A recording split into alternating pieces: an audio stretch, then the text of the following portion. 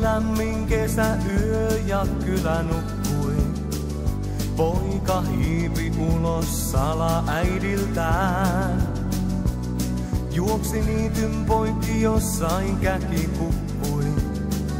Maantien laitaan jalat veivät kuin itsestään. Poika istui kivellä, rekka kiisi valtatiellä. Poika tuijotti sen perään, kunnes ei kuullut enää ääntäkään.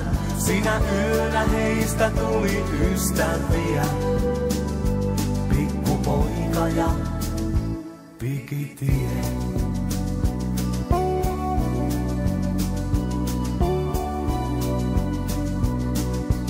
Vuodet vierivät silloin vitkaan, lähes yhtä nopeasti kuin nykyisin.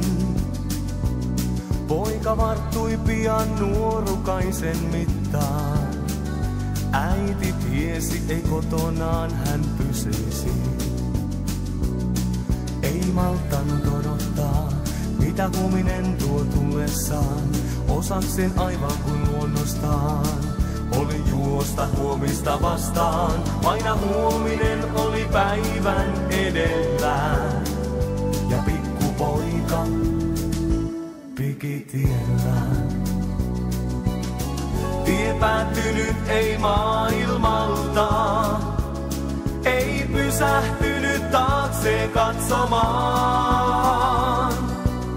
Tieltä pitkältä ja lavealta, ei pystynyt hän koskaan palaamaan.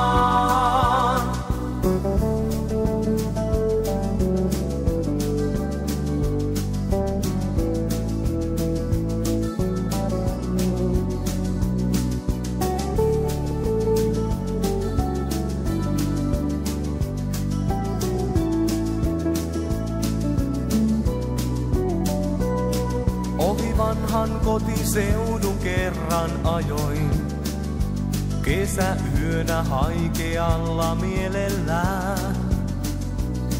Yhtäkkiä pienen pojan paljain jaloin, mä näin istuvan tien laidan kivellään. Mä vilkaisin peiliini, poika vilkutti perääni. Silloin peilistäni näin koko menneen elämäni.